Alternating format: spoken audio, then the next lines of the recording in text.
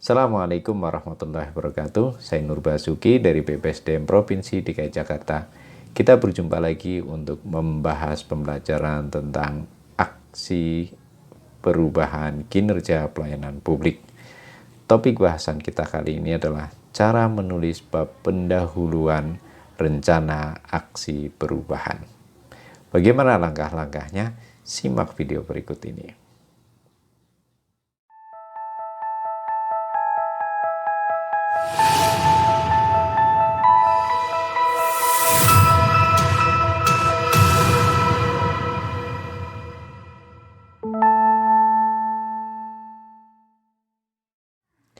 Pertama, kita akan menyusun latar belakang. Penulisan latar belakang rencana aksi perubahan diawali dengan penyajian isu aktual yang menjadi alasan kenapa perubahan itu harus dilakukan. Isu aktual tentang pelayanan publik yang dipilih harus relevan dengan organisasi di mana peserta bekerja dan yang tidak kalah pentingnya adalah didukung dengan data. Isu aktual berada di luar organisasi peserta, bukan dari dalam. Misalnya, saya mengutip masalah gizi buruk di Provinsi DKI Jakarta dari situs babedajakarta.co.id. Bunyinya seperti ini.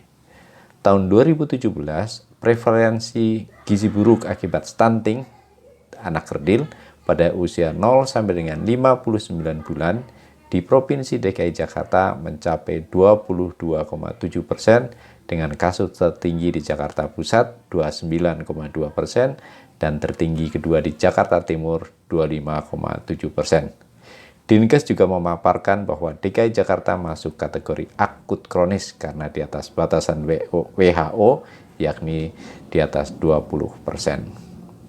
Berita ini bisa kita lakukan parafrase untuk dimasukkan sebagai paragraf pembuka pada sub latar belakang.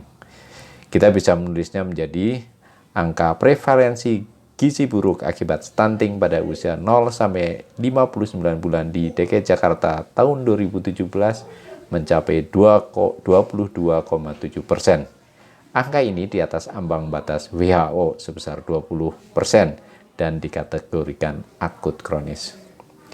Dari paragraf ini, kita bisa menemukan satu kata kunci, yaitu gizi buruk. Untuk menyusun paragraf yang bisa mengaitkan gizi buruk dengan organisasi peserta, maka kita harus mencari kata kunci lain. Kita bisa menggunakan referensi ilmiah untuk menemukan kata-kata kunci yang relevan. Contoh, saya mencari referensi ilmiah yang terkait dengan kata kunci gizi buruk pada Google Cendekia, dan ini hasilnya.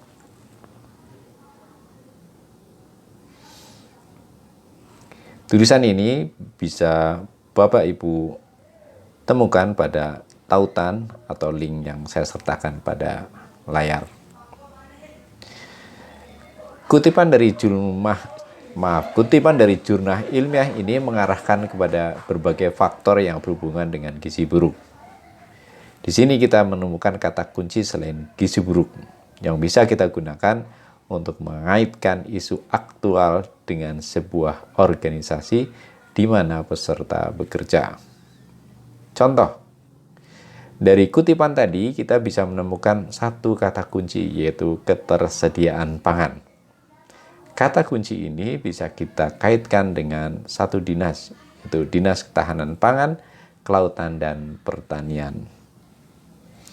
Sedangkan kata tingkat pendidikan, kata kunci tingkat pendidikan bisa dikaitkan dengan dinas pendidikan. Dengan begitu maka kita bisa mengambil satu kata kunci misalnya ketersediaan pangan, di mana peserta pelatihan dari Dinas Ketahanan Pangan, Kelautan, dan Pertanian (DKPKP) bisa mengerucutkan isu aktual gizi buruk ke dalam sub isu ketersediaan pangan. Peserta dari dinas ini tinggal mengaitkan ketersediaan pangan dengan tugas DKPKP. Contoh berikut kalimatnya. DKPKP Provinsi DKI Jakarta memiliki kepentingan yang besar terhadap ketersediaan pangan sebagai salah satu komponen utama ketahanan pangan masyarakat. Nah, Pernyataan ini sudah mengarahkan isu aktual gizi buruk sebagai bagian dari tugas DKP-KP. Selanjutnya, peserta dapat menjelaskan kinerja DKP-KP terkait dengan ketersediaan pangan. Untuk itu, peserta bisa memulai dengan menjelaskan program-program dan kegiatan-kegiatan penyediaan pangan yang dilakukan oleh DKP-KP. Misalnya, saya ambil atau saya kutip salah satu program yang sekarang atau masih ada, yaitu program Pekarangan Pangan Lestari P2L. Bapak dan Ibu bisa melihatnya pada tautan yang saya sertakan pada layar. Bunyinya seperti ini. DKP-KP menjalankan berbagai program untuk mewujudkan ketahanan pangan di DKI Jakarta. Salah satu program yaitu Pekarangan Pangan Lestari P2L. Program ini meliputi 4 kegiatan utama, yaitu pembangunan kebun bibit, pelaksanaan demplot, pelaksanaan pengembangan pekarangan, dan pelaksanaan pasca panen. Saat ini ada 6 lokasi pengembangan program P2L yang merupakan langkah lanjutan tahun 2019 yang berada di Kabupaten Administrasi Kepulauan Seribu. Sedangkan pada tahun 2020 ada 6 lokasi baru di Jakarta Timur. Paragraf ini sudah mengarahkan peserta pada program atau kegiatan yang sangat spesifik dan sudah bisa diperkirakan area perubahannya, yaitu program Pekarangan Pangan Lestari P2L atau 4 kegiatan yang tadi saya sebutkan. Bagi peserta pelatihan kepemimpinan administrator akan berkutat pada level program, sedangkan peserta pelatihan kepemimpinan pengawas akan bergerak pada tingkat kegiatan. Nah, sekarang kita bisa menggabungkan paragraf-paragraf ini menjadi narasi pada sub latar belakang. Dan ini bentuknya. Kita bisa melihat di sana data tentang angka prevalensi gizi buruk akibat stunting di DKI Jakarta sebagai isu aktual. Kemudian pada bagian berikutnya ditautkan faktor-faktor yang berpengaruh terhadap kasus gizi buruk. Di sini, Ibu dan Bapak, kita bisa melihat ada satu kata kunci lagi selain gizi buruk, yaitu ketersediaan pangan. Dan kata ketersediaan pangan kemudian dikaitkan dengan DKP-KP dalam bentuk kalimat sebagai berikut. DKP-KP Provinsi DKI Jakarta memiliki kepentingan yang besar terhadap ketersediaan pangan sebagai salah satu komponen utama ketahanan pangan. Artinya isu gizi buruk itu diklaim merupakan bagian dari Dinas Ketahanan Pangan, Kelautan dan Pertanian dengan program yaitu P2L, di mana di dalamnya ada 4 kegiatan, pembangunan kebun bibit, pelaksanaan demplot, pelaksanaan pengembangan pekarangan, dan pelaksanaannya. Di kalimat ini juga sudah bisa kita temukan kinerja program pada tahun 2019 dan pada tahun 2020. Nah, sampai di sini sudah terlihat dengan jelas apa fokus yang akan dikerjakan oleh peserta, perubahan apa yang akan dilakukan oleh peserta. Nah, tinggal kita menutup bagian sub latar belakang dengan sebuah statement, pernyataan yang menyiratkan adanya sebuah masalah. Nah, bagi peserta PKA, pelatihan kepemimpinan administrator, yang saya katakan bisa berkutat di level program, bisa menuliskan sebuah statement seperti ini. Peningkatan efektivitas pelaksanaan program Pekarangan Pangan Lestari penting dilakukan guna mendukung upaya pemerintah dalam meningkatkan ketersediaan pangan bagi masyarakat.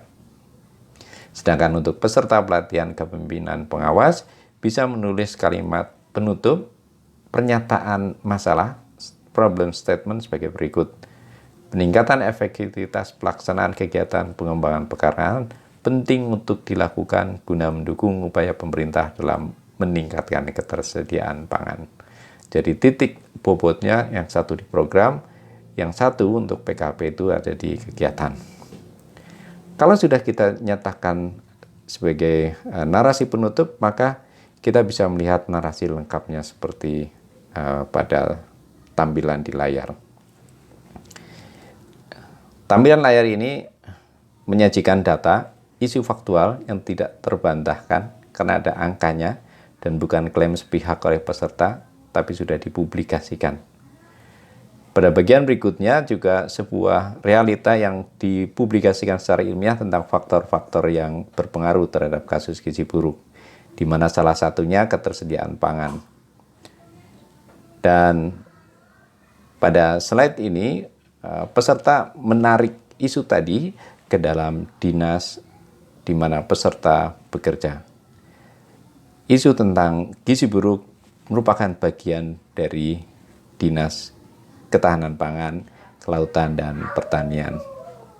Dan di sini pula peserta sudah bisa menceritakan tentang kinerja program dan kegiatan pada dinas tersebut. Dengan mencantumkan fakta, mencantumkan data tentang jenis-jenis kegiatan dan program-program yang pernah dilaksanakan, masih dilaksanakan, dan sekarang sedang dilaksanakan.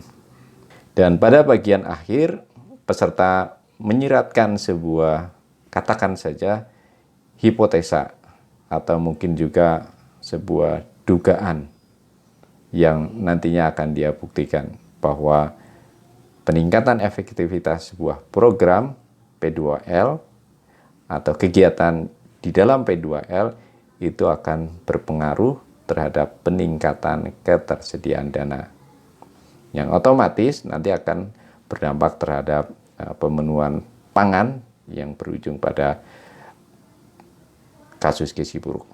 Kedua, kita menyusun sub bagian tujuan. Tujuan perubahan yang akan dilakukan peserta tersirat pada paragraf akhir dari sub latar belakang. Dengan mudah kita bisa menyusun ulang kalimat itu menjadi bahasa tujuan. Contoh seperti ini. Aksi perubahan kinerja bertujuan untuk meningkatkan efektivitas pelaksanaan program pekarangan pangan lestari P2L di Provinsi DKI Jakarta. Itu untuk PKA. Atau aksi perubahan kinerja bertujuan untuk meningkatkan efektivitas pelaksanaan kegiatan pengembangan pekarangan di DKI Jakarta. Ini untuk PKP. Nah, sekarang kita tinggal menulis subbab manfaat. Untuk menyusunnya, kita tinggal mengacu kepada tujuan aksi perubahan yang akan dibuat oleh peserta. Contoh, kita bisa mengambil dari PKA, manfaat dari meningkatnya efektivitas program P2L. Kita bisa menuliskan sebagai berikut, manfaat untuk organisasi. Aksi perubahan ini bermanfaat untuk meningkatkan kinerja Dinas Ketahanan Pangan, Kelautan, dan Pertanian Provinsi DKI Jakarta di bidang ketahanan pangan. Ini manfaat dari perubahan pada level program.